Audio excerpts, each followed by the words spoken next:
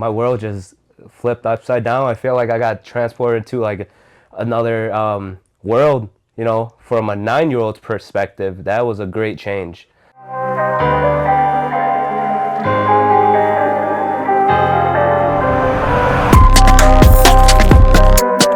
What's going on, guys? Welcome to another episode of Minds Worth Noting. I have the pleasure to be here today with my nephew, Ather.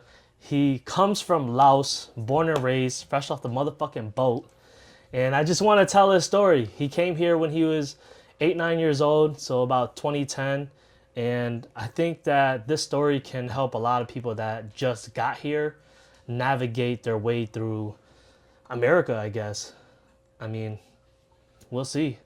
Without further ado, my nephew, Ather, what's up? How's it going? Good, man. How are you? Pretty good. I like the phrase fresh out the boat, but thanks to my grandparents, I had the luxury to be fresh off the plane. So, yeah, a lot of people that's a little bit older, an older generation before me, they could say fresh off the boat, but sometimes economy is pretty good. The economy is pretty good. I mean, yeah, the way we're looking at the economy in America right now, I don't know. A lot of people are fearful. A lot of people are like, oh my God, this shit is going to shit. I mean, we've been hearing this shit for years. But I guess it's all about how you can preserve yourself. But, enough of that. How was it for you when you first came to America?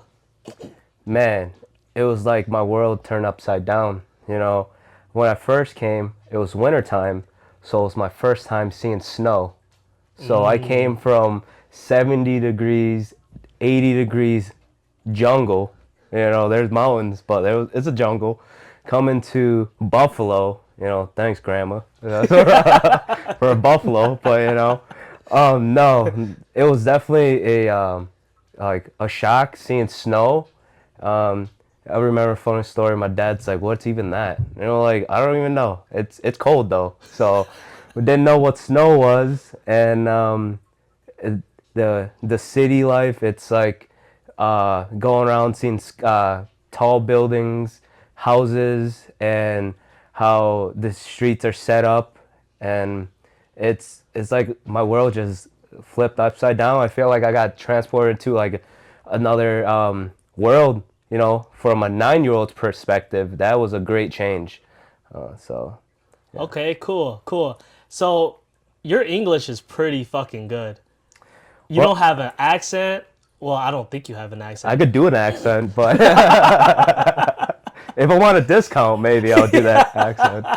But no, for me, I think it helped because I was younger, and I went through the school system, interacted with the kids, and I think a part of it was I had to stop speaking Laos at the house sometimes because I had to practice my English almost 24/7 and all that stuff. When I first came here, my brain was thinking in Laos, so it would be somebody would say something in English, I would translate that into Laos to understand it. Now it's vice versa. When I speak Laos to my parents, I have to form the sentence in my head, make sure my pronunciation is right. There's slight pronunciation and the words wrong, and all that stuff. Yeah, so I think it helped because I was young, and I was exposed to kids that were speaking English and all that stuff. There were some of the kids, I thought they were in the same boat as me. I'm like, yo, he's Asian, I'm Asian. I'm like, I'm gonna be like speaking Laos to him. I'm like, no, apparently not. There's multiple Asians out there. So I didn't know that. And our common ground was English. So I'm like, I don't know English. He don't know English. But somehow we became friends through just like nods and smiles. Yeah, I remember when you first came to America, that's all you fucking did. This kid would you ask him anything, he's just smiling and just nodding. Smiling and nodding. And I'm just like, this kid doesn't even understand what I'm saying, so what the hell? It took a decent amount of time. I went through the ESL classes. Anybody doesn't know, it's English second language. And there's like, they got Puerto Ricans in there, they got other Asians in there, all trying to learn English, and we were speaking to each other, barely knowing English. Somehow we're still friends, and I think it got better as I went through the schooling and all that stuff. I was able to pick it up well because I don't know. I just stopped. I kind of like stopped speaking Laos and just focused 100% on English, which I had to do or I would fail. You know what I mean? I don't want to be repeating the third grade. So I had to do, well, I mean, it was in Buffalo, so they kept pushing people up. But, you know. Yo. So how long were you in Buffalo for, and how was that for you when you were in middle school? Buffalo, uh, I did, so I started school in Buffalo going to third grade, fourth grade. Then I went to the countryside for fifth grade. Then my parents got jobs in Buffalo, so we moved back to Buffalo for sixth, seventh. Yes, that's seventh. Then I went back to the countryside at Pioneer for my eighth grade and the rest of my high school career. Damn, so you had like a lot of culture shock. So coming from Asia, Laos, to the city of Buffalo, so we were in the hood. Yeah, You know, basically, yeah. we were in the hood, in the west side. I remember these fucking kids, there was a drive-by, and these motherfucking kids was looking outside the window. Him and his sister. I'm like, get down on the floor. What is y'all doing? And they're just looking out the window like it's a fucking movie or some shit. And I'm like, oh my God, these kids are going to get shot. But so you went from, the country of Laos to the city of Buffalo, the west side, and then you moved out to the country. Like, how was that like for you? All that moving and different exposure for you. Like, what were you doing in the city of Buffalo when, you lived here? Like, how was that like growing up for the short amount of time you had? Well, even though I went to school, I don't think I learned anything. For my, what is it? I think it was my sixth grade. My teacher, honestly, he would just write pages down on a textbook, and you just answer you read the chapter. It don't matter. It's math, science, English. Just read from the textbook based on the pages, and there's like 5 to 10 questions at the end, and you just fill out a sheet of paper.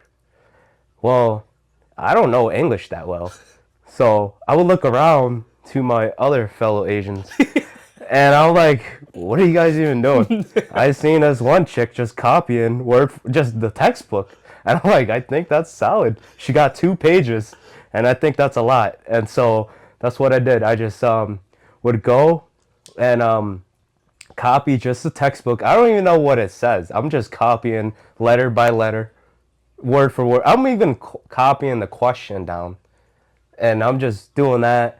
And then for most of it, funny story.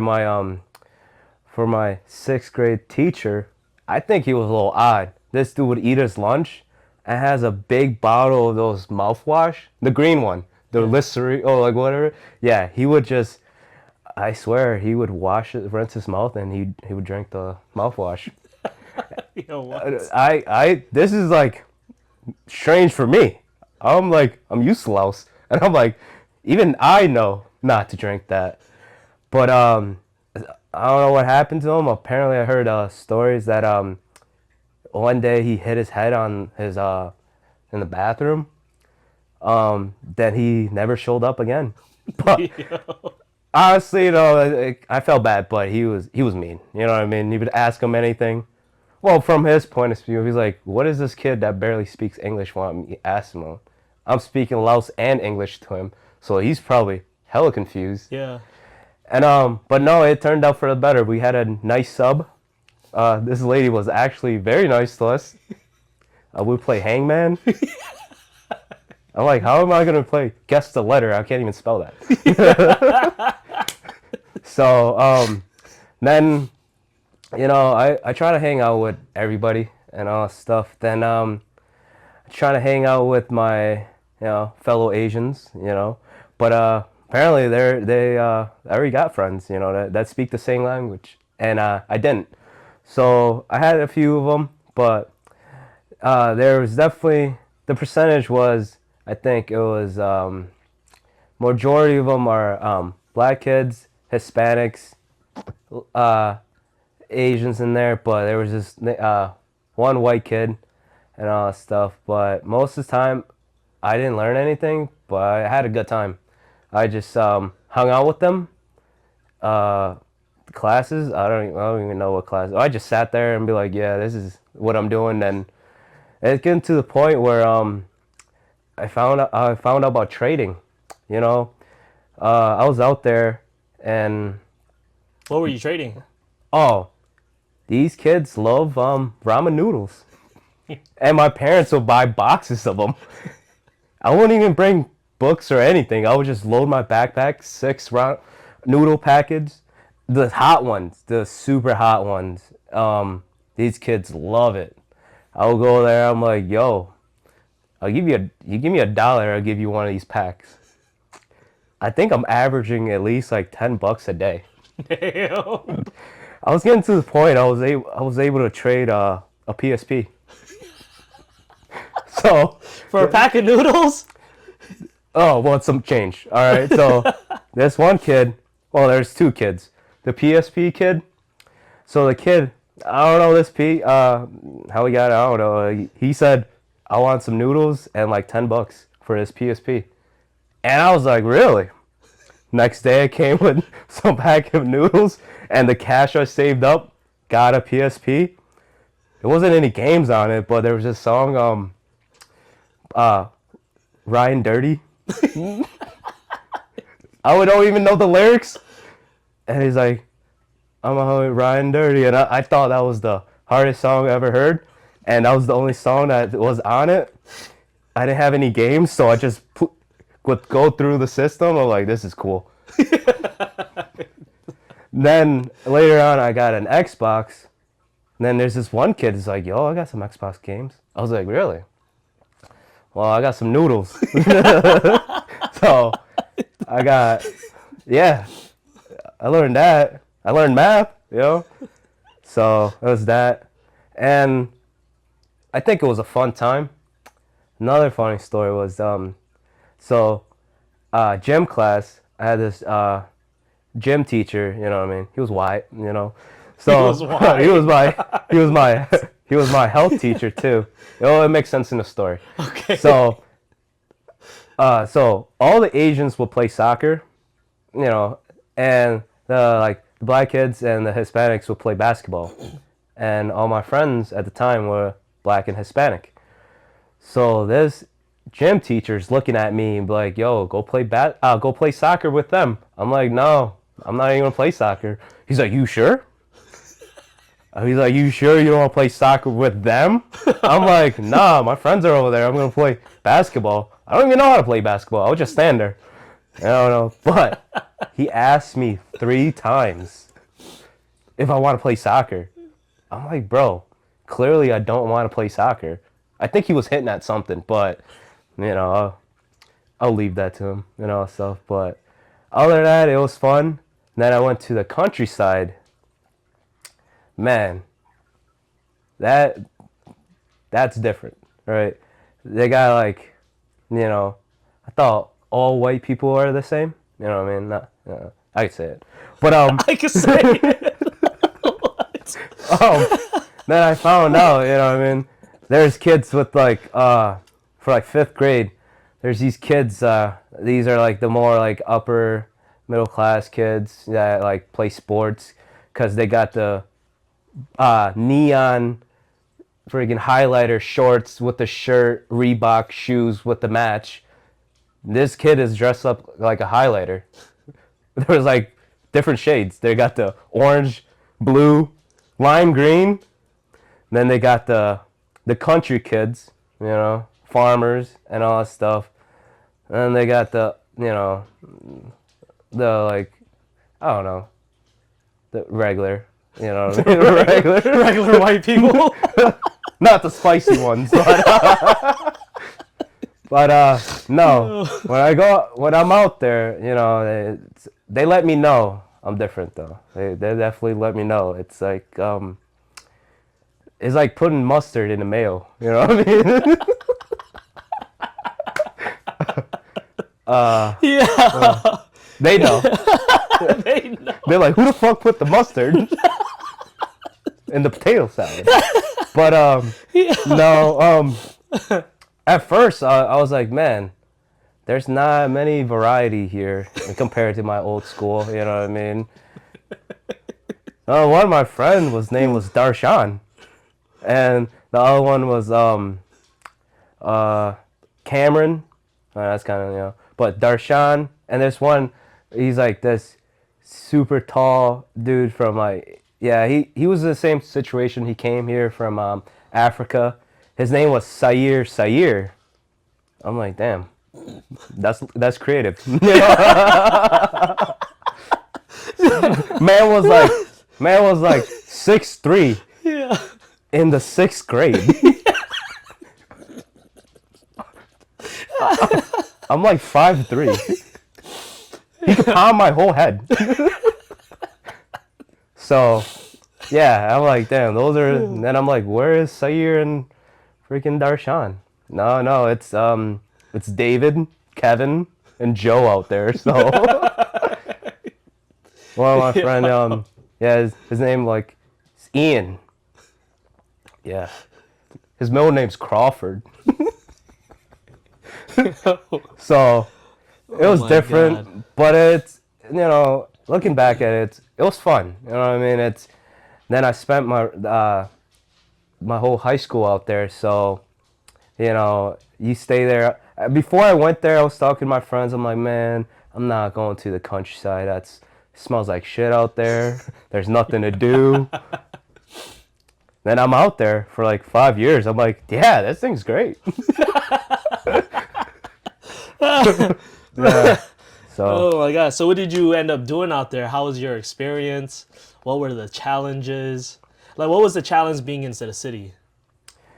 in the city, I didn't see that much of a challenge per se, because everybody has their own thing. You know what I mean? Right. So they suddenly everybody has their own struggles. Yeah. And there's a lot more people that's similar like me. Yeah. Either here from Asia, Africa, like Latin America, and all that stuff. We have a commonality where we're all out here and we're not born here, and we're trying to figure it out. I think since we have that in common, it's easier to get along and have fun with it. Out in the countryside, though, it's different. Like I said, I was the only Asian kid in a 25 classroom, and I was the only Asian kid out of all the white people. And also, at first, everybody's like, you walk in a room, they'd be like, holy shit, there's an Asian here. You know how I know? They tell me. You're there so long. You where's the Asian kid? So there was part of that. At first, I didn't like it. You know what I mean? I didn't like being the only one that's different. You know what I mean? Regardless, but being the only one that's different when everybody's the same, kind of similar, and all that stuff, similar culture and all that stuff. But then I started.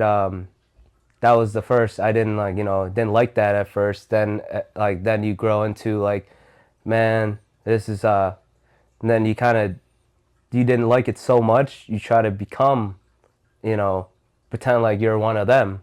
That's why the joke is, yeah, where's the Asian kid? Let me know. Then eventually you get to the point you get comfortable, and you be comfortable with your situation, and yeah, this is what it is. You know what I mean? These are my friends. You know what I mean? They are they're they already told me all the good jokes. You know what I mean? So, Let's hear one. um, uh, it's like it's not really a joke. I think I made it a joke because it was and like well be like, hey, you know what a new slur they call Asians? I was like, no, they call them zipperheads, and I was like, I don't know what that means. You like, well, I'll tell you. I'll tell you. So I don't know if you guys know this. A zipperhead is when in the Korean War, the Americans with their tanks would run Asians over, well, Koreans over, and when you run them over, kind of like halfway, it looks like the motherfucker got zipped. Yo, that's so fucked up. Hey, Yeah. this is what they're telling me, all right? Don't blame me. I'm just saying it. So they would tell me that, and I'm like, I don't even know about that. And I was like, yeah. Yo. He's like, my grandpa told me. I'm like, My grandpa told me. Yo. at first, you know, when I'm out there at the beginning, I'm like, man, they're out here to get me. You know what I mean? I feel like I'm a target. It's an easy target. But since it's such a, you know, it's since I'm different. Well, so I wrestled. So my wrestled for 4 years, my freshman to my senior year, and what my wrestling coach was, he was a great role model. Honestly, he was a great role model. Taught me a lot, not even about wrestling, but life in general. He told me one day, he's like, man, you're different. So you just gotta be tougher, and tougher than all these kids. And if you guys know the sport of wrestling, toughness goes a long way. Yep. You know, so you know that too. So ever since that, he's just, you know, he helped me, like, and obviously out there, no matter who you are, you could take a joke, have a laugh, they like you a little bit more and all that stuff. It's like being human, you know what I mean? If you got like, you know, you're close to somebody and they're kind of like, you know, if they're in a wheelchair, if you're close with them, if you're able to make wheelchair jokes and they laugh, you know, I think you're at a good point. So I think I was able to, you know, find who's my really like my good friends. You know what I mean? I appreciate those people that come up to my face and say like, "Hey, you're Asian." Yo. I was like, I want it straightforward. I don't want it to be like the one I walk away. I'm like, oh, gook. I'm like, no. Fucking cheap. Yeah. Who's that Ching Chong? You know. But I like one of my closest friends. That's how we met. He started ripping Asian jokes, and he had a fat forehead. I would call him Chrome Dome. But I would rip on him because he's like has such a fat forehead, but he's dumb. You know what I mean? Like everything he says, I could say it, you know, better, and I could say some smart shit. You know what I mean? You know, I'm just saying I'm smarter than him, but I'm smarter. but no, he's a good dude. He would like call me a ching chong, but he would give me a ride home. That's It makes it so much better, right? Well, the thing is, like, I'd rather have him call me that to my face Yeah. than the guy that closes the door. And I'm like, who the fuck is that ching chong? But other than that, you know, some people say that's from like the city and all stuff. They could say that I'm kind of like whitewash or something. I don't think I am. I think I'm more like country. I'm like, I grew up out in the countryside. I do like things out there that you know, out in the city, there's a lot to do. You know what we do in the countryside? Drive. We don't know where we're going. We're just taking a drive and just hanging out. And honestly, yeah, that's like, you call your buddies like, yo, what do you want to do? I'm like, I don't know. We go drive somewhere. And that's it. And that's, you hang out and yeah. I think it's now I prefer the countryside, you know.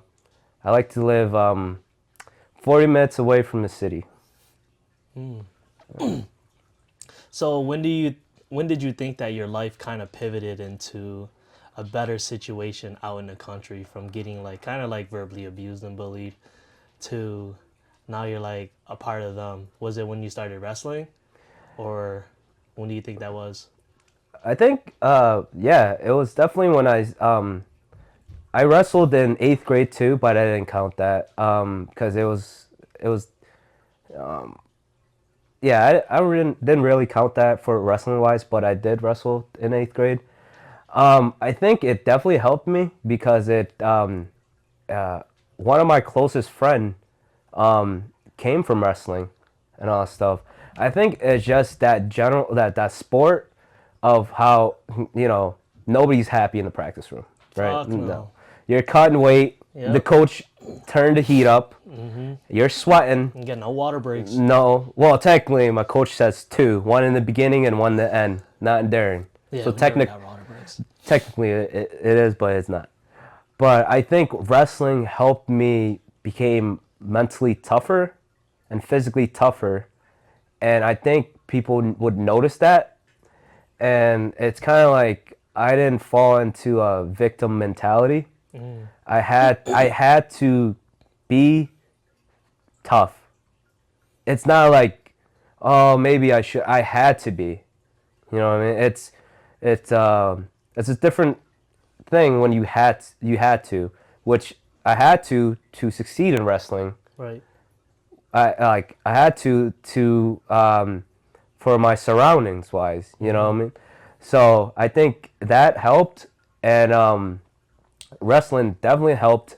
It gave me confidence as well, because I got results. The confidence don't come out of nowhere. I got the confidence because the coach would have us in the weight room. You're working out, getting stronger, and you're having your teammates. You're bonding with them. You know what I mean? There's a thing when a group of people that suffer together. You share that. It's like it's a bond, like same with like people that go in the military. I Right. think wrestling, gave us that to share and laugh about and be like, at the end of the day, we already went through, like, the day when you get wrestling practice over, that's the hardest part. Right. Then the rest of the day is easy and all that stuff. So I think it made me tougher.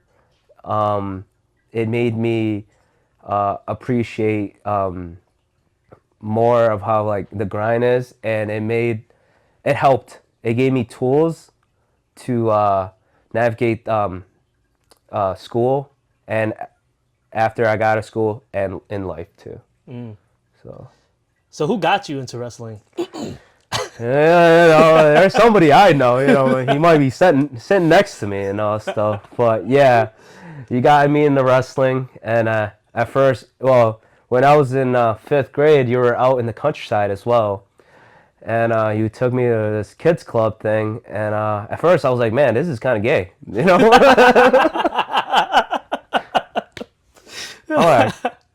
I'm like, honestly, I don't know about this. This is kind of weird, you know what I mean? So, and like I did a little bit of that and all stuff. Then I left to go to Buffalo. Then I came back. I don't think I kind of signed up. The gym teacher, middle school gym teacher, just came up to me. He's like, "You're wrestling, right?" I was like, "Yeah." He's like, "I'll take that." So he gave me the form, kind of filled out, and he's like, "You need to sign there." And I'm like, "Nah, no." Coach is like, "Practice starts tomorrow." I'm like, Yo. "Practice?" Yeah, yeah. So at the beginning, I didn't like it because I just want to go home and game. You know what I mean? Facts. Yeah. There's times that he would hit me up. Yo, I want to quit. I'm like, yo, you fucking quit. I'm about to have these white kids bully the fuck out of you. I don't even care what I have to say. I'm like, yo, that kid right here, bully his ass. He ended up sticking with it, but I'm actually really happy that he did because I don't know what kind of person he would have been without sticking through that. Mental toughness, I feel like, yeah, wrestling is huge on mental toughness. Just a great discipline in general. I feel like that was the best sport that I've ever done. And I've done a lot of sports, but wrestling was a whole different type of beast. Because you're either out there, it's a team effort, but on that mat, you're alone. So you're either going to get your ass pinned and be someone's bitch, or you're going to be the one pinning someone and making them your bitch. My coach always says, be the hammer, not the nail. You know what I mean? So, honestly, what he said is 100% true. There's a 15 man lineup but it's individual. But the thing is with that is all those 15 weight classes, it's kind of like, don't worry about the rest of the team. Go out there and do you for 6 minutes, and that's the best thing you could do for a team. Yeah. Because with other team sports like football, yeah, you could be the man. You could be the freaking big dog. That's the only one you got. Your team's gonna lose. Right. So there's a different accountability to the point where, especially when your team needs you to get the job done. Yep. There's a lot of pressure. You know what I mean? Whether you get the job done or you don't. No matter what, there's certain cases where you fall short and all that stuff. But you learn from that. You take that experience, you be like, no matter, you lose to the kid that went to state 5 times, or it was a close match and all that stuff. You learn something from that. It's kind of like, sometimes you learn a little bit more about that, and it's like, you see the mistakes you did, you did, and what to focus on the next time. But a lot of it translates well in life as well. And I would say it did help me in life as well. I've been out of high school for 6 years now, and I think I'm doing well. So with you saying you're doing well, what have you been doing since you've been out of high school? And how has that experience from from Laos to the city of Buffalo to now the countryside, now out of high school, navigating your way through life, like, what experiences have you taken from all those experiences to be able to help you succeed in life right now? I feel like everybody goes through this. Like, a year out of high school is not knowing what to do. I think it's very common. Most people, they get right to work, and some people enjoy a little bit. Well, like, kind of basically have a longer summer, just basically do nothing and just party it up for a little bit of that. And some people pursue like college and all that stuff. They kind of have an idea of what to go for. That's why they went to college. I never went to college because I didn't know what to do, and I didn't want to waste my time with that, because I don't want to be aimlessly going to. And I feel like I would waste that compared to doing something else. Well, I got a job, and I worked for a little bit. Then you told me about traveling and all that stuff. I was at this dead-end job in the warehouse, which sucked because I had to count parts. And man, count parts in the warehouse, and I was like 19 with these grown-ass people with kids, maybe grandpas. I'm working with somebody's grandpa, and they're talking shit. I'm like, bro, I just started life. You're kind of, enjoy your days, though, say that. But I was at the warehouse job, didn't know what to do. I figured out, as long as I have a job, I'm doing all right. Then you started traveling. You went to Southeast Asia first and all that stuff, which at the time I was like, man, I want to be out there and all that stuff. I kind of pushed it aside. I didn't go out there until like a little bit later, which I asked myself, I'm like, what am I doing out here and all that stuff. I feel like um, the whole time I was worried about money and all that stuff.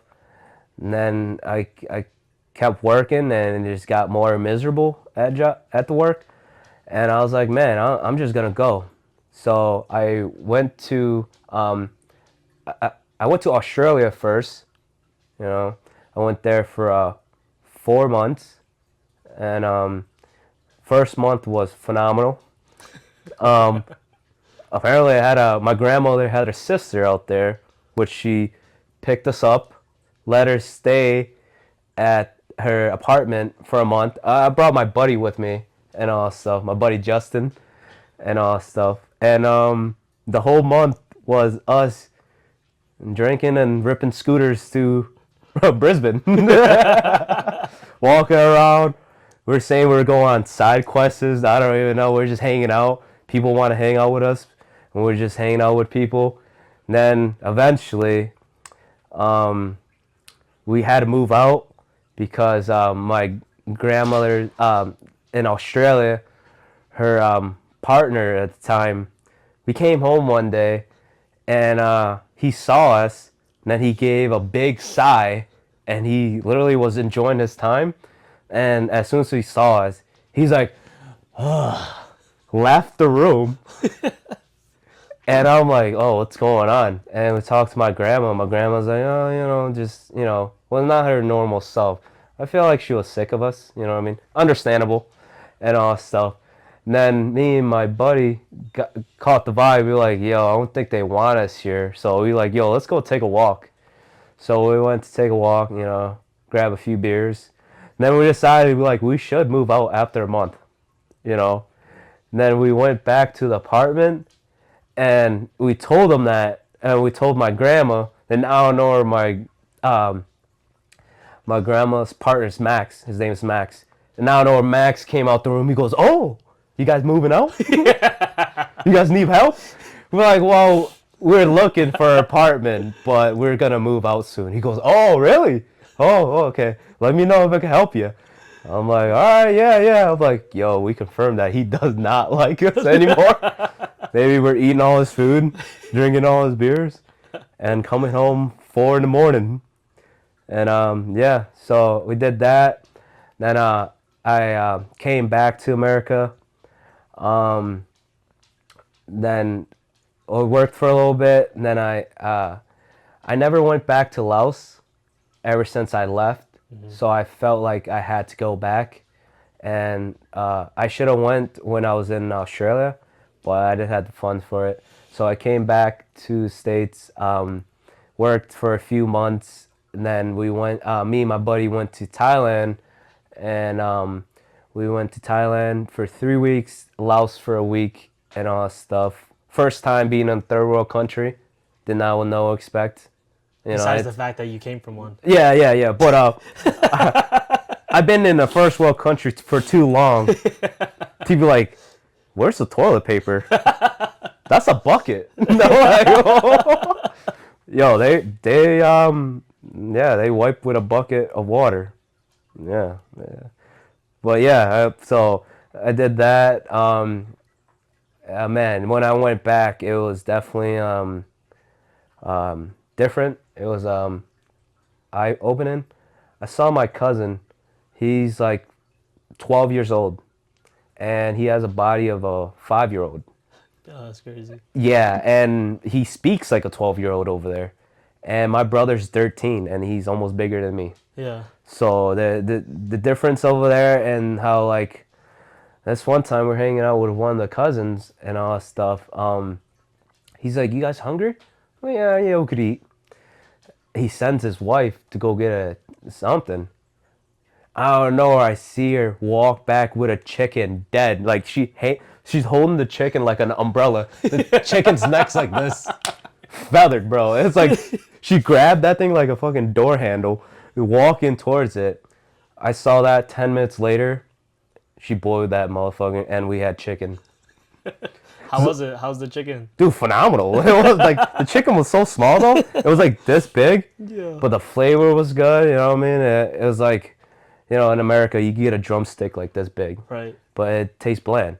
The chicken it was pretty good. It had a nice broth, and I was like, man, I can't believe that chicken was alive like 30 minutes ago. Right. How fresh that was. Yeah.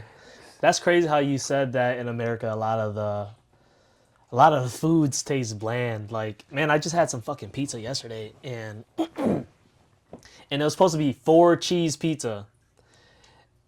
It didn't taste like it just tasted like bread. And I'm like, I feel like if it's just cheese, no sauce, there should be some sharp cheese in there. It should have some flavor. Like, this was so like it was very disappointing. The fruits that we have Or big for no reason. big for no reason, but taste terrible. You're just like, what are we eating here? And Fake. it's so crazy, like, coming from a third world country or other countries outside of America, like the food is so much fresher, and it's just crazy how much America just wants to profit off of every fucking thing. They want bigger fucking everything just to make money off of it because they weigh out the apples, they weigh out the fruits, they weigh out everything just to make more money. I feel like the flavor is cut. It is. It's like the flavors suck. It's like, okay, it's like, how they cut with like the flavor should be a 100%. Right. I feel like they take it 10%, 10%, 10% to get 10 other different products. Yeah. And all stuff. Okay. It's like having a slice of pizza, one good slice of pizza, right? One whole pie. That's good. Yeah. They take a slice out of all of that, try to make it bigger, try to dilute it to Right. get 10 pizzas from one pizza. Right. That's how like the fruit tastes. Yeah. The water, like I had watermelon. Man, that's just water. You know what I mean? there's no melon. It was just straight up like, it's like if I poured water on a fruit, that was what I was tasting. Yo. Because I went to in Australia, man, the food was phenomenal. Yeah, food out in Australia was fresh. So fresh. Oh my But god. at first it was getting it was different because I ordered pizza there. Yeah. Man, the pizza, they're large, is like a personal pizza over here in America. Right. And I was like, dude, that's no way, that's it. The burger's like small. Yeah. But that's the regular portion size outside of America, though, and that's why a lot of Americans are just so fucking obese and fat. Because of the fact that, we just be overeating shit. Of shitty food. Shitty food. We're overeating shitty food. Dude, the Whopper over here, dude, I just recently had freaking Whopper. That thing was like this big. Mm-hmm. Like, bro, that's a whole lot of bread. And like, dude, it's like this big. And it's crazy. Like over there, it's like small. Right. Like you pick up a Whopper over here, you use two hands. A burger over there, dude, you pick it up by your hand, and like the quality of meat. Yeah.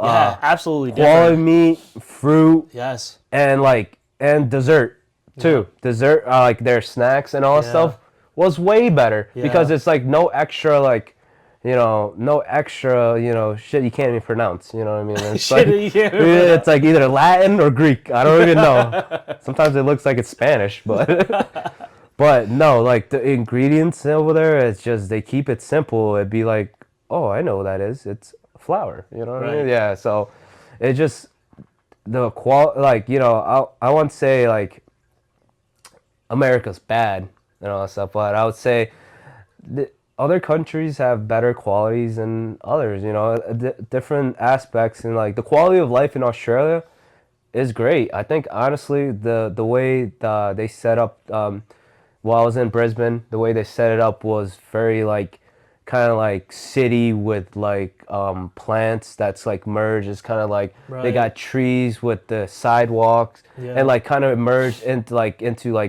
it feels like an art piece, you know what I mean? Like botanic garden with like a skyscraper. Like the whole place was a botanical garden. Yeah. But the other thing is like I went there as a tourist, you know what I mean? So I I see it as great and all stuff, but you see they got problems as well. You know, Yeah, it's if like absolutely. the cost of living. You know what I Yeah, mean? it's Like crazy. They it's pay weekly. They weekly. pay weekly. My freaking landlord was this Chinese lady. Yo, she was punctual. She said 8 o'clock. Dude, 7:55 she was there. Bro, she tried to sell us. So we got the room for rent. Then she like, oh, just the bed, no bed sheet. I'm like, what? No bed sheet? I thought that comes with the bed. He goes, for $100 you can have the bed sheet. I'm like, yo, she's hustling us. I'm Yeah. like, and then she's like, okay, $100.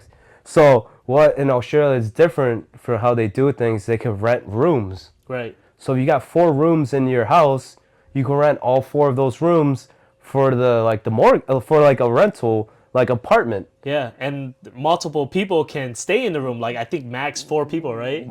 As So long as you can fit, you know. yeah, And so it's like you can have like 4 people per room, and the rent cost of the room was like what 250 a week per person or something crazy. How much did you pay? so I pay like total because I split it with my buddy. It was total 400 a 400 week. a week per room. That lady, no She wonder she was smiled every eating. time. Every time she smiled, you're like, yeah, I'm Yeah, like, that's yeah, yeah. crazy. Like the laws out there in Australia are ridiculously crazy as far as like the housing goes because I know that you can fit up to like for an apartment you can fit up to 4 people per room. And unless you want to get charged $400 a room, you better get 3 other people, I don't know. 100 bucks Yeah, a week. yeah. So it was, and that lady, honestly, that lady, no wonder she smiled so big because she had a duplex. She had, Oh yeah, the she other kids had, upstairs. she had 3 rooms downstairs, and I'm assuming 3 up there as well, Yeah. and all stuff. You get shared like kitchen and like kind of like a living room. But at the time we had this roommate, dude. He kept so this dude's Colombian, and he has his girlfriend that's Filipino, and it was like this dude's like speaks. He has an accent, you know. Um, Sometimes he would argue with his girlfriend in the room, and we were just like, we're trying to watch this movie out in the living room. Yeah. It's kind of awkward. I don't think we go out there, but like, so we let him. This one time was crazy. He's like, basically, I think he was cheating. She was saying he was cheating. I don't know. I don't care. None of my business. Right. And she's like, "You're cheating. You're a piece of shit. Now you gotta tell my dad." I'm like, "Damn." I'm like, "What's the dad gonna do?" No more cheating, buddy. I'm like, I don't know. This dude's like, they would do this like multiple like times a week, and now I know you'll see him. They come back. This lady got like Gucci and all this stuff, like a bag. They went shopping. So like, I think it was toxic. They were just arguing, and she would get mad. The dude would take her shopping. Back to square one. They're still back together and Jesus all stuff. Christ. So yeah, I mean, we all that's. been there. I mean, shit. Entertaining for the first 3 times, but after shit gets old. All right. Yeah. So that's the thing. It's like I was out there, first time renting, first time taking care of myself, which I didn't have no problem with doing that, but it's like when you have to, you do. You know what I mean? Cooking for yourself, cleaning after yourself, like taking care of your whole thing. You're out there. You're an adult and all that stuff. But I was like, man, I told y'all you guys should have came out where I was. It was like so they were in Brisbane, they were up north. I was in Melbourne. I was like 22 hours, 20 it's like from New York down to Florida. And I was like, dude, Melbourne is such a fucking vibe. Like it's probably like one of the most I don't even know how to explain it. It was the city was alive. It's like you going to New York but cleaner. And also they also had that same environment where it was like a botanical garden everywhere. So it's not like the concrete jungle like New York City was. It's like you have fucking nature everywhere. And their botanical gardens is huge. Fucking amazing. Like I enjoyed myself when I was living out in Melbourne and New it was York cool as City. fuck. What the thing is, New York City. I don't know what it is. It's just You're right. It's the concrete jungle, and it looks the grayness. The gray. It just everything's like Yeah. gray, and Yeah. like the only thing that's colored is the LEDs and all At stuff. Like, nighttime. yeah, and Yeah. like like they have cities in like Australia and all stuff. They got colors. You know what I mean? Like Yeah. they got like a red building and all stuff. They got some color to it. At least they like with some like you don't see like a dark like a light shade of gray, Right. like darker gray and all that stuff. It's just very like it you know, it's also like I don't know. I don't think like that's such a like New York City. But it's the craziest thing is people from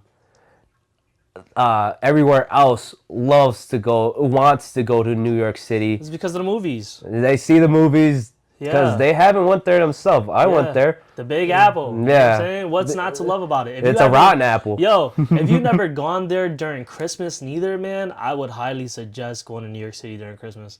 It's amazing. It's beautiful. You have all the ornaments. It's like Christmas isn't Christmas unless you go at least one time in your life to New York City for Christmas. It's amazing. It's honestly beautiful. You talking about lights and colors and stuff like Christmas time is probably the best time in New York City, in my opinion. You know, I could be wrong for other people, but I loved it when I I was out think there in New York. I like that. I like because it's like most of like the childhood like Christmas movies. Yeah, you It's- got it's yeah, good you to- got Home Alone yeah, and shit. yeah. You know, you got the yeah. Christmas Story. Oh, Yes, yeah. absolutely. It's a like it's a feeling that people It's that grew nostalgic. yeah. It's very nostalgic. It brings you back when you're like, Yeah. 10, what I Yeah, mean? when you're a child, and Yeah. a lot of us as adults, we're like, man, I wish we were kids again.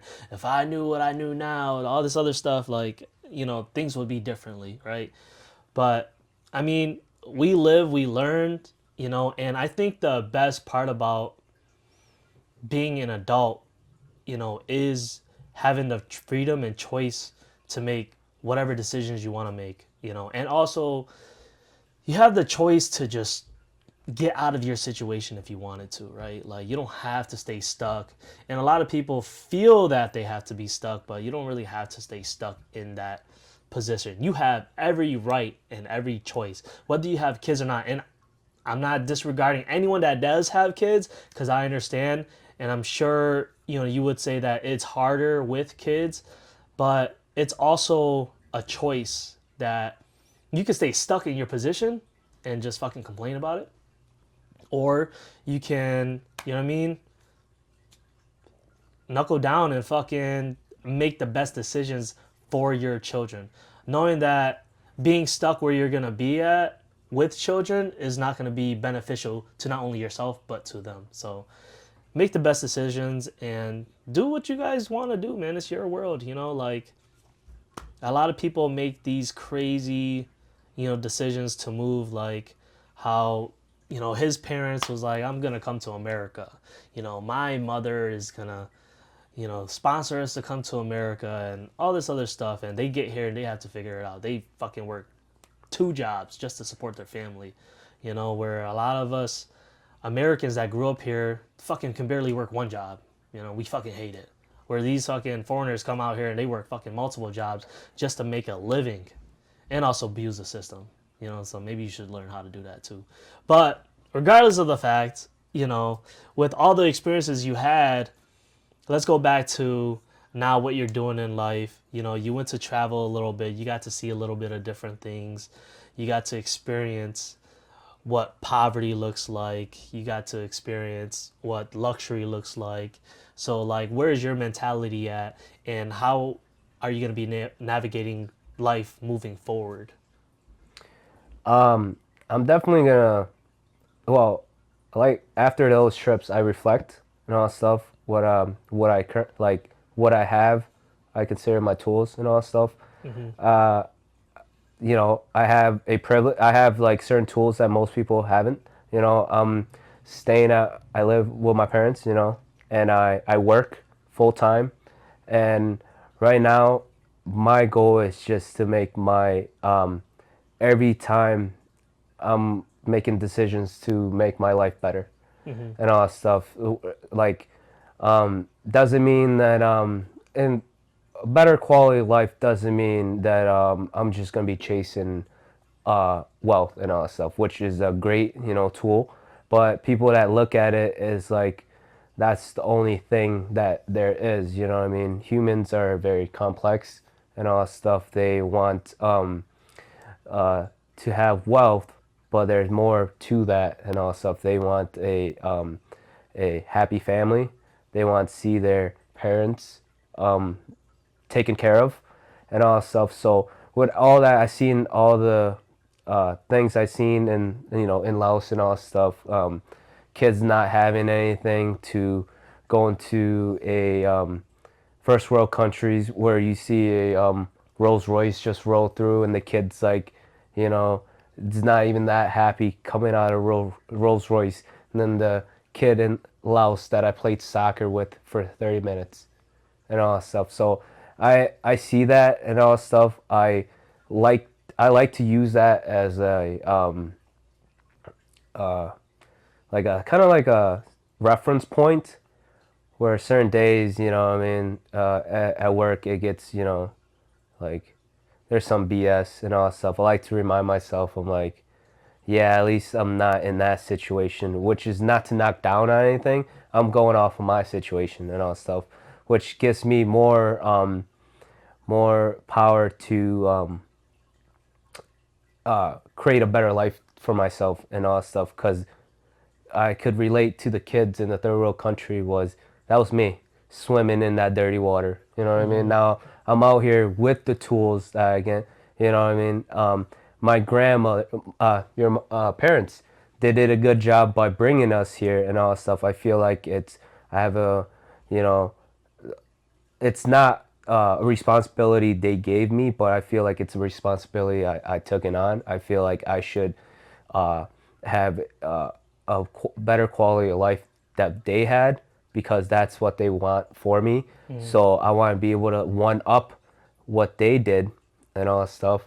So I could, in the future, I could have my kids one up me. You know what I mean? I want them to have a better, You just want to keep on evolving. keep on, because like I don't want to set limitations and all that stuff Right. for myself at least. But there's only certain things that I could do.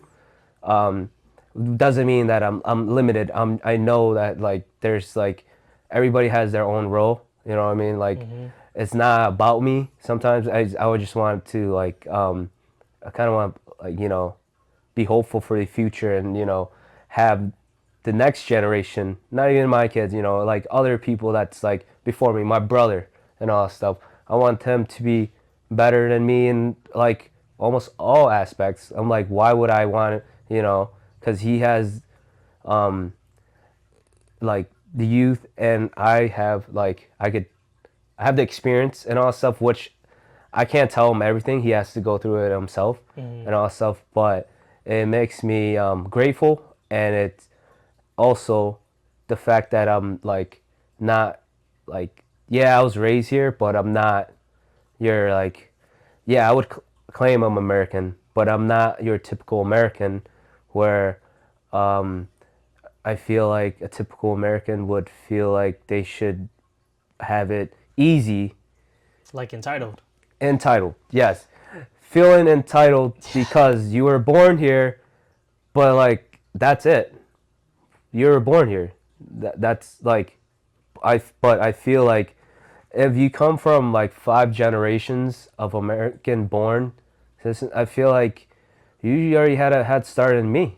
Yeah. I feel like you should do better than what I'm doing, but I think it's the mindset that keeps you in because I know I seen it. You know what I mean? I saw my old house in Laos. It's a shed and all that stuff. That's like I'm like, damn, that's crazy and all that stuff. So it just like, obviously I'm gonna want better. And I do this. I take everything into my I take everything I do as my decisions. I take the consequences, and I take power in that. Because if I don't get the results I like, I'm gonna take the blame and say that's my fault. I did something wrong, and I reflect on that and move on and all that stuff. Which I think that gives you so much power. Yeah. Because reflect back to that is I made the decision to leave my warehouse job and took the risk to go travel, which at first I thought about the money. Then I'm like, is that what really matters? Right. So I took that risk. So the outcome could go either way, you know. And when I went to Australia, I had my dad, brother, my other uncle. He called me dumb. You know what I mean? He he he said I was stupid. They're gonna kick my ass when I go to Laos.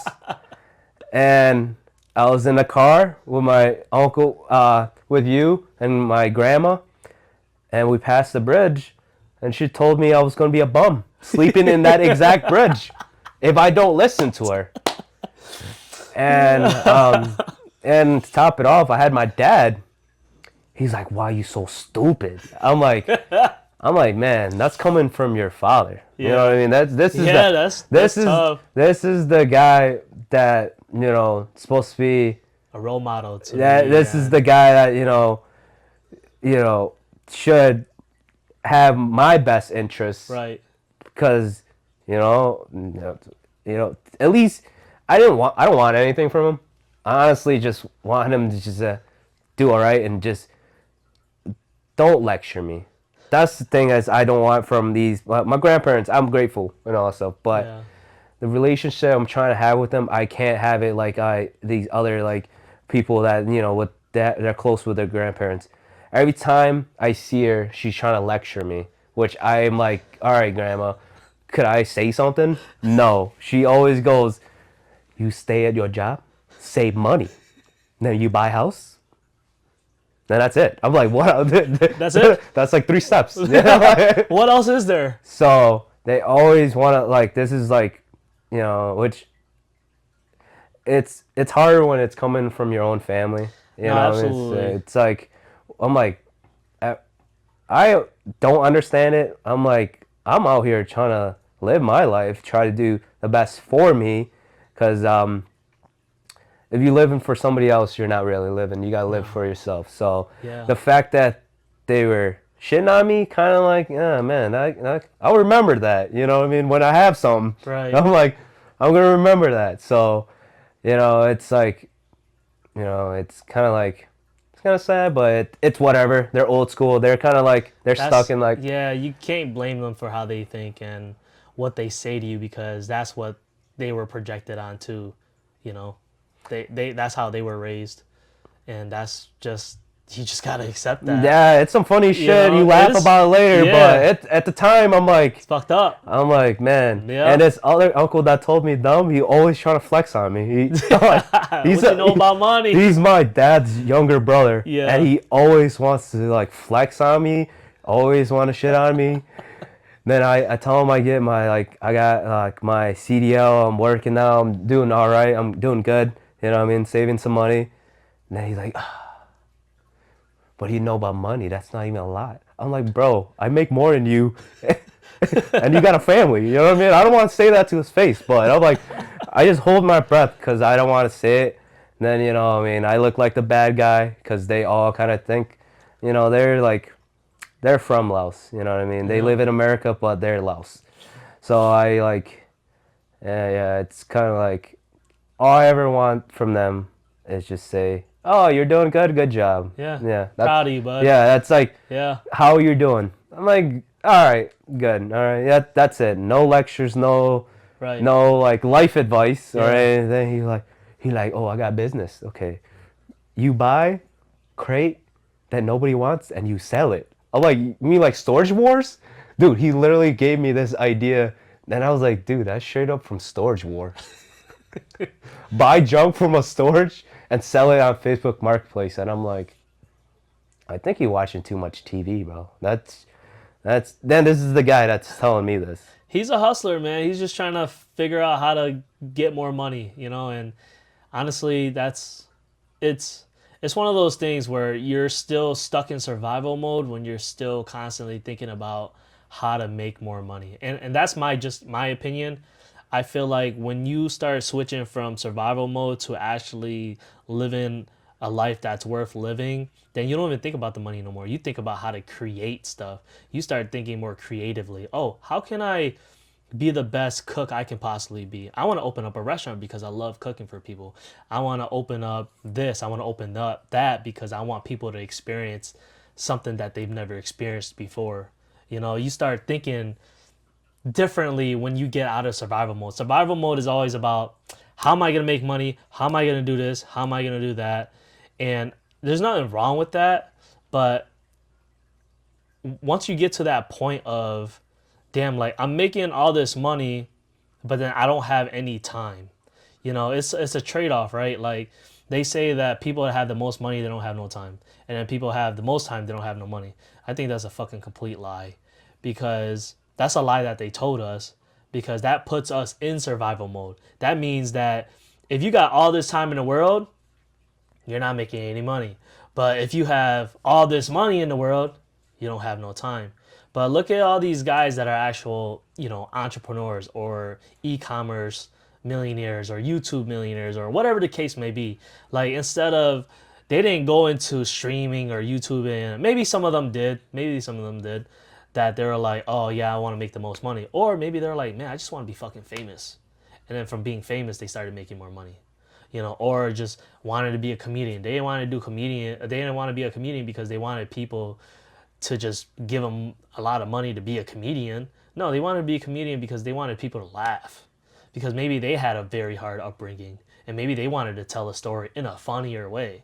So it's like, I think that's, getting out of survival mode will help you out and be more creative in life. And that's why I try to tell a lot of people that, you know, like you said earlier when we were talking, it's like making money is not hard. It's not. It's about how you keep the money, right? Like you can make as much money as you want. Man, you can make a couple $100 a day, but if you're spending fucking $50, $100 a day, then you just made all that money for nothing. You just worked your hard earned time for nothing. You traded all that time just for momentary pleasure. And a lot of people do that. They work hard as fuck during the week, and then they go to the weekend, and then they're fucking going out party, drinking their whole check away. Now they're living paycheck to paycheck. Now they put themselves in debt because they took a trip that they shouldn't have because they ain't had no money, but they used their credit cards. Now they're in credit card debt. Now they can't pay off their credit card. There's a bunch of, like you said, like you got to take accountability for your actions. Man, why does my life fucking suck? I mean, how about looking at the consequences of the actions you took? Your life fucking sucks because you did something to make your life suck. You did something to make you broke. There's always, give and take, like, wealthy people, for instance, if you actually study them and read about them, they never use their own fucking money to make money. They go take out a loan, go start a business. They could take out a loan and start using that money to make more money. Like they never use their own money. And they never even have cash inside the bank. All their money is inside their assets, and that's just one of those things. Like I'm pretty sure I'll have a talk about that later in one of these podcasts. But from my nephew's perspective, it's like, he came from a third world country and he's seen a lot of different things and did a lot of different things. And mostly I will say, yeah, I get it, man. He lived with his parents. He gets the ability to save money or because he's living with his parents. But it's not just about living with his parents. I think it's him actually trying to better himself. He can go back to his factory job and just stay there for the rest of his life and live with his parents, but then it won't give him any satisfaction. Like learning different skills and always trying to level up, being more valuable to the marketplace. And he's been learning that through traveling, through experiences that he's been through. Like you just don't go travel and you're just like, wow, that was a great vacation. It's not about taking a vacation, because a vacation is getting away from the current situation that you're in, just to escape. But traveling is to go in and experience and learn something new to then bring it back to the marketplace so that you can become a better version of you, in my perspective.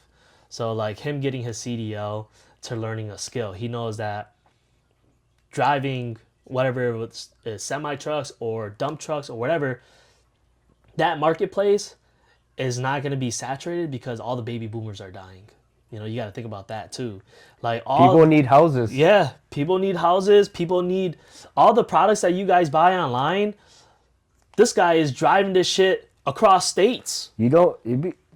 People be surprised. Be like, I need dirt, and where are you gonna get dirt? Somebody brings dirt to you. Yeah, somebody brings dirt to your house. Somebody brings concrete to the house. You know, somebody brings materials. Someone needs to transport these materials. You know, and a lot of people don't want to do these jobs, and you know it's crazy because they're shooting themselves in the foot because all these, like I said, all these baby boomers are dying. All the older people are retiring, so all these jobs and all these businesses in general are up for the grabs. You know what I'm saying? Like, I think one wealthy person, I forgot who it was. I think the CEO of Nvidia said that the new millionaires that are going to be coming out, millionaires and billionaires, are the ones that are doing that are electricians, HVAC, plumbing, you know, carpentry. People are doing construction. People are doing semi trucks. People that are doing these jobs that no one wants to do. And the reason why is because It's not flashy. it's not flashy at all. You're gonna be dirty, but you're gonna have constant work. You know, I don't think people realize that stuff. They want to be YouTubers. They want to be fucking, you know, whatever TikTokers, streamers, and they don't want to work. You It's know, like they got the status. You know what I mean? Like most people that come from streaming and all that stuff, the byproduct of being famous. You know what I right? mean? So like you said, you're doing out here these blue collar jobs and all that stuff. Everybody's got to need a house to stay. And who's Yeah, building the houses? right. Somebody is building your house. Mm-hmm. It's somebody is running the lines, the power lines to your house. Mm-hmm. Somebody's, you know, when you use the bathroom, do you think that just goes somewhere? It's plumbing. You Right. know, it's like your walls get put up, your concretes the roads too. Right. Somebody has to do the roads. The Yeah. roads get beat up. Mm-hmm. Somebody has to manually fix the roads, builds the road, and all stuff. With new as population increase, the infrastructure of cities Right. have to grow and all stuff. Which is like, you know, maybe it's the trend when the internet came out. Everybody wants to be internet famous, so they shift. Everybody dove to that, leaving the people that, you know, with construction companies and all stuff. They're like getting older and nobody's really jumping into it. Of course, there's a few that are, but it's not like a mainstream push as much as a white collar job in the cubicle.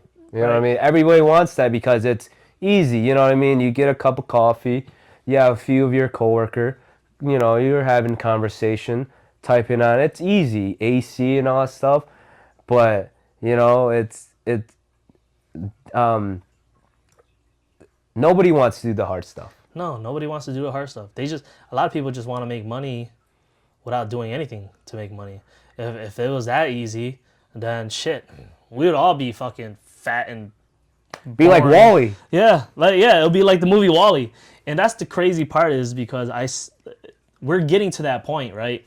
So people that actually don't have any skills, you know, people that aren't going for any skills or learning any skills, they're gonna be shit out of luck because what are you gonna do when AI comes out? You know, anybody, fucking robot can make your burgers and stuff in McDonald's or something. It won't give you attitude. Yeah. You know what I mean? Yeah. There's going to be a lot of jobs being taken from robotics and AI. And the ones that are going to be actually needing to do some work and the ones that are going to be doing the work are the ones that are skilled in labor, you know, going back to the roots of building, construction, farming, architect, you know, things like that. Like it's going to be, you know, there's going to be a huge shift. And just to forewarn you guys now, like there's a huge shift coming with the finance world as well with the crypto and everything like that. Like they're not, you know, some people are skeptical, but they're not steering away from that. There's a lot of things that are being implemented right now for crypto and banks and things like that. They're trying to replace a lot of different things. So if you're not into crypto, highly recommend you getting into it, you know. But going back to my nephew and what he's doing and what. So what do you see yourself? Where do you see yourself in the next 3 years? In the next 3 years, well, right now, I honestly I haven't worked at a job for longer than a year. Yeah. So I did the travels. I stayed. Then I came back. I worked at this tree company, countries and all that stuff. And then I jumped to once I got my CDO, I jumped to this trucking company and all that stuff. My rough outline is to get to the next spot in career wise and stay and shift my focus into something that I obviously I will have a job, but I'm gonna put my funds into something something that I either could obviously I want to find something that's gonna Passive income. yeah, passive income, but I want to find something that I kind of like would enjoy, like for me just go there to that place or whatever investment I'm there and just enjoy that. You know what I mean? Whether if like I buy some land out in the countryside, what I mean, pop it up, cause you could do a lot with land and all that stuff. Fuck yeah, you I could do could. a lot. Like I could have like a mini like I could create some like camping ground place where like make it into like a Airbnb or something like that, or I could have like, sometimes I think about buying some land and just buy beater cars and rip through them like rally racing. I think that would be phenomenal and all stuff. But right now, I'm just focused about setting myself career wise and stacking that a little bit of bread, so I could make that because I'm not gonna leave that career job anymore. I feel like I should just stay there and focus on the next thing that's gonna bring me like fun and something that's it's gonna be worth the investment and all that stuff. That's something that I like to do and all that stuff. And I feel like I since I like it, I feel like there's gonna be a group. You know what I mean? Not everybody have to like it, but I feel like there's gonna be a niche out there that's gonna like that, and that's gonna bring them together. But at the moment, that's just the rough idea. Things change all the time, months, weeks, even years. Sometimes before I would plan for years and stuff, and shit changes. So I can't really say for certain, but as I reflect in my life, I every year it gets better.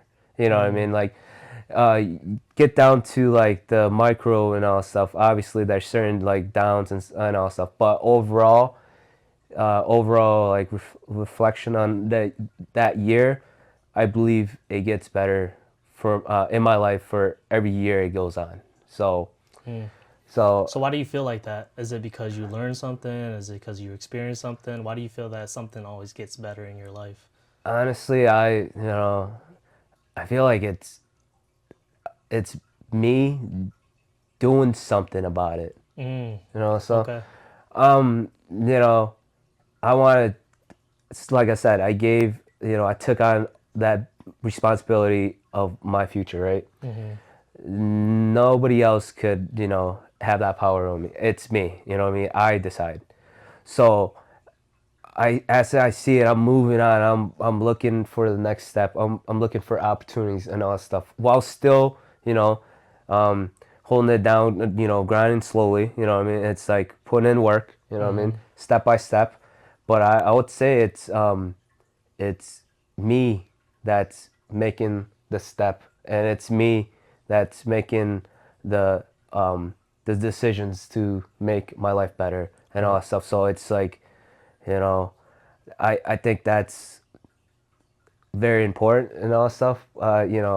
Sometimes I'll be like, I think the best move. That's what I try to think of is what's the best move for me to do, and so because I see it, end goal. I have a decent sized house and all that stuff. Um, uh, some of it's less than materialistic things, but it's the company that I'm trying take. Like I see like a nice house, with a patio with friends, so seeing myself hosting like barbecues and just like gatherings and I just like the bring barbecues. yeah, just bringing like I want uh to the point where money is like, yeah, I'm gonna have it as long as it pays my bills and I have money to take my peoples out to eat, what I mean, and host things like, little gatherings like fun nights and all that stuff, just having people that just come over and just like hang out and enjoy the company because this guy told me it's like money is like manure. It's not good until you spread it. You know what I mean? So he's an old like Czech dude. He's like 70 years old. He's funny, but yeah, he told me he's like, what's good with money if you can't enjoy it? Like, yeah, you can enjoy it on myself, but what's the point of enjoying it if I can't have people that were there and all stuff that enjoy? I'm not. It's not like saying I'm taking care. I just want to do something nice and all stuff, and it just like I want to create that good time for everybody, not to worried.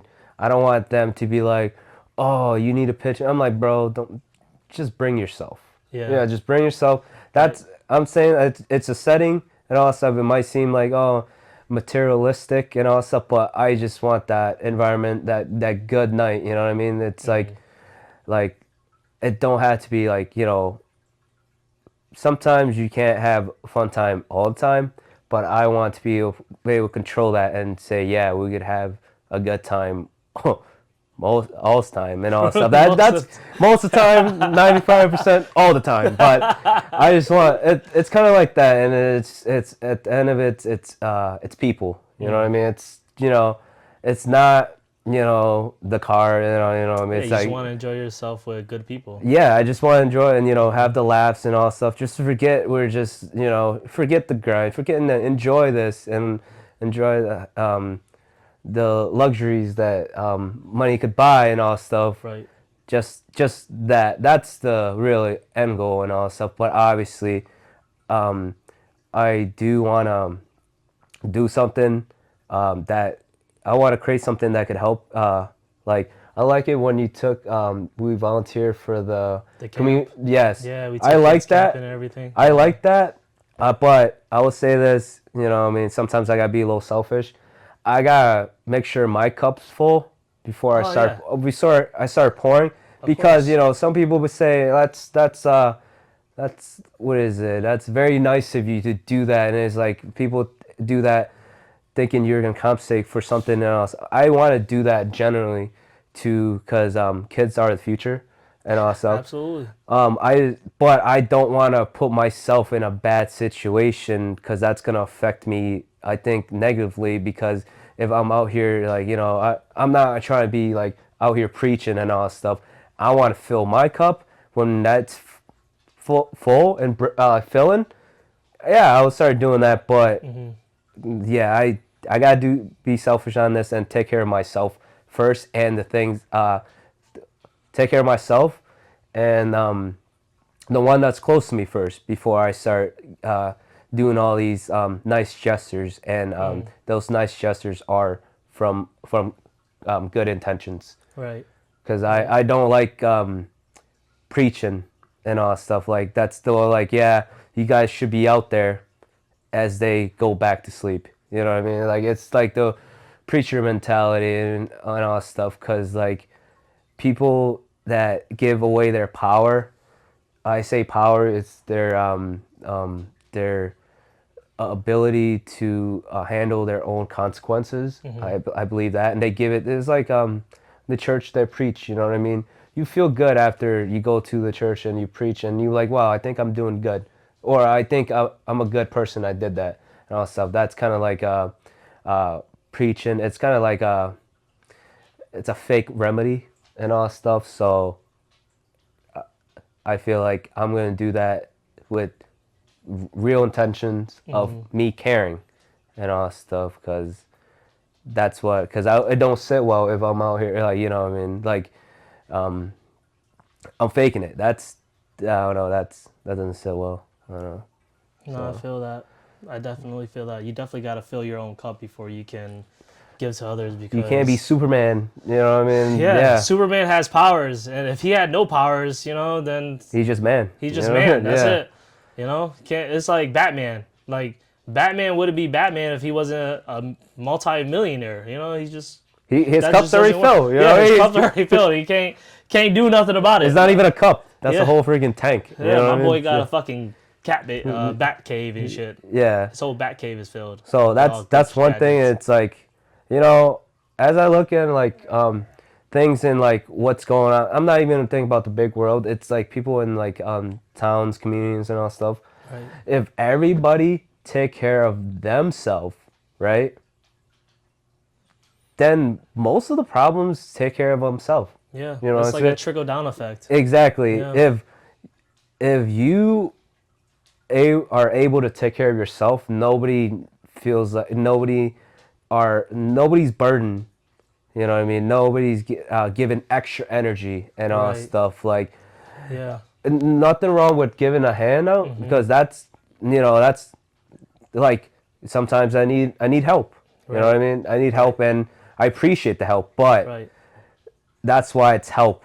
It's not like guarantee. It's not like you're entitled to it. If somebody's helping you out, Right. appreciate that and reflect on that. And like somebody's helping me, that means they want me to get on my feet. Right. That's the same one if you're trying to pull somebody and they're dragging their feet. Yeah. It's never gonna work out. Bro, the Yeah. best thing you can do is cut the rope. Right. So As sad as it says, it's like one of those things where, I made a post about it and I said that,